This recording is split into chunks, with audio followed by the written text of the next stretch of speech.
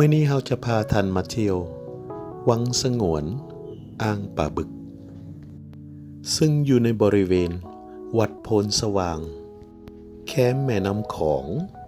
เมืองศรีโคตบองกำแพงนครเวียงจันทน์เนาะ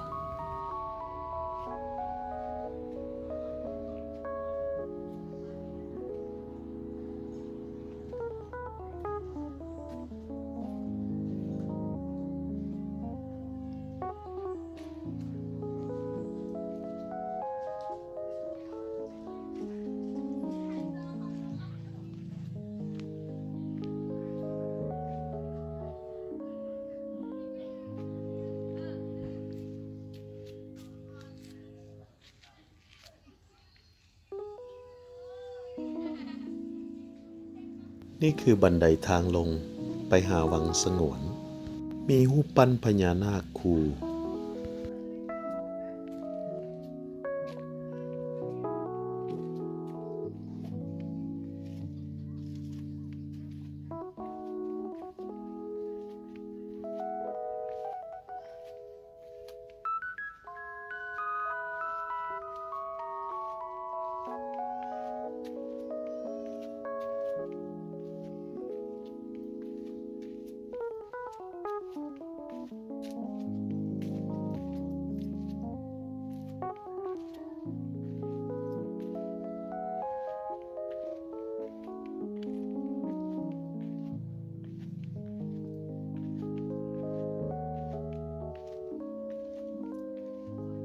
มีบ่อนสำหรับไว้ให้ผู้ที่มีใจบุญอยากปล่อยป่าปล่อยสัตว์น้ำและให้อาหารป่าเนาะ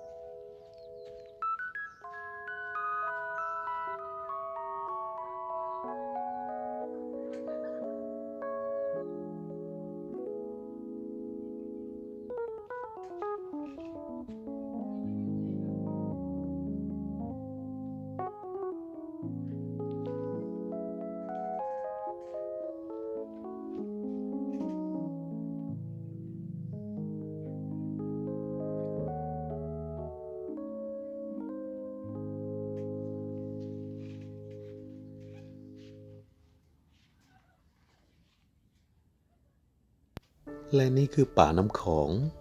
ป่าธรรมชาติที่มารอรับอาหารจากผู้ที่มีใจบุญเนาะ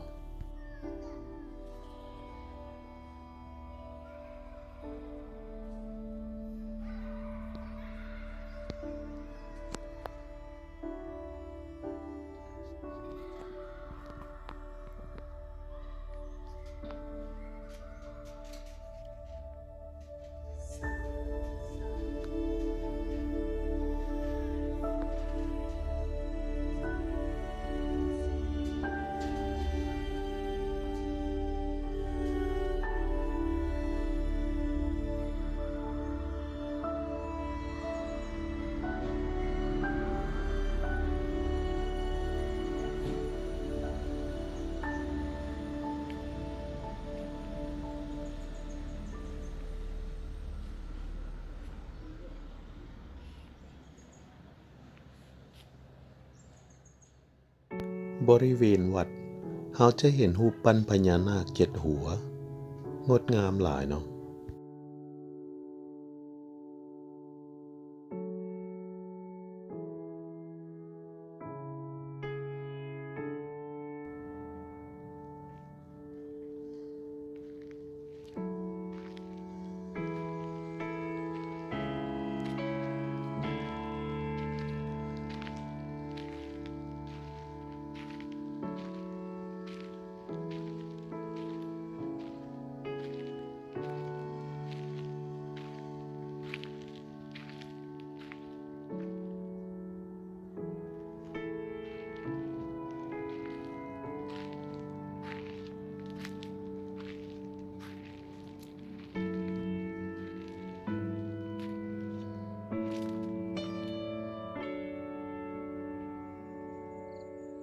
และเราจะพาท่านมาเที่ยวต่อ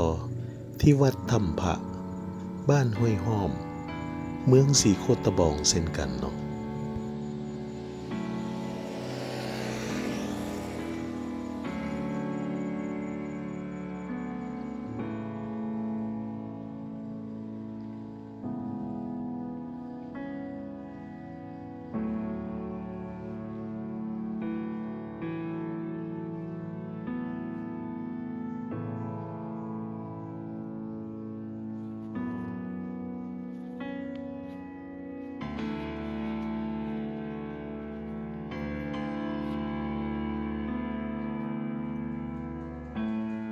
ภายในบริเวณวัด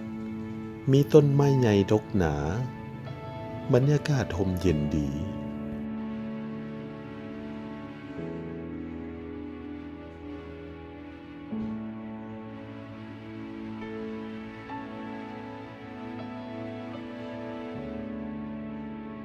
มีรูปปั้นเทวไลยต่างๆแสดงถึงความเป็นมาของพุทธศาสนานั่นเอง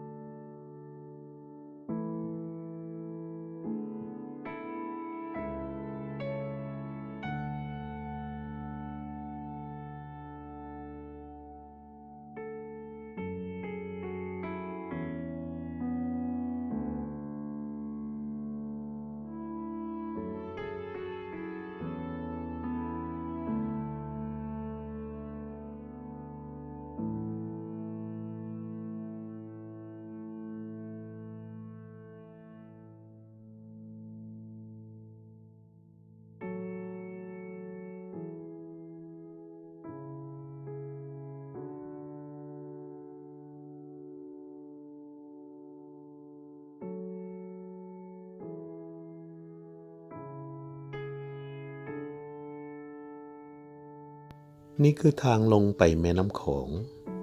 ไปเบิ่งถ้ำพระเนาะ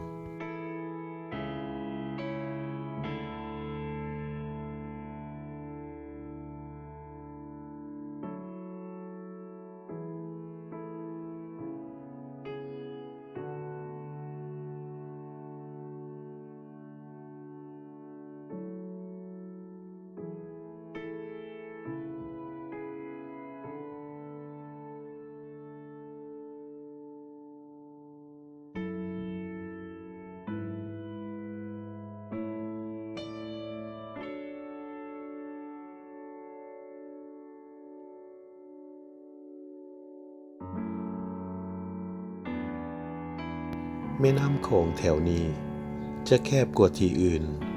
เราจะแนมเห็นฝั่งประเทศไทยได้อย่างสบาย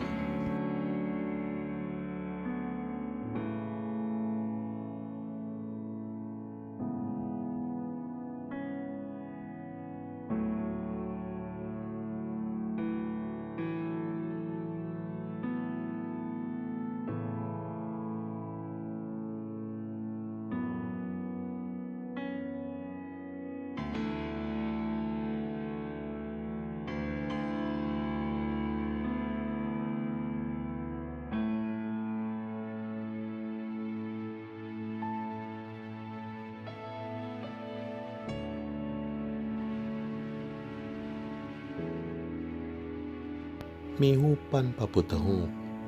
ติดอยู่ตามฝาหินเนาะ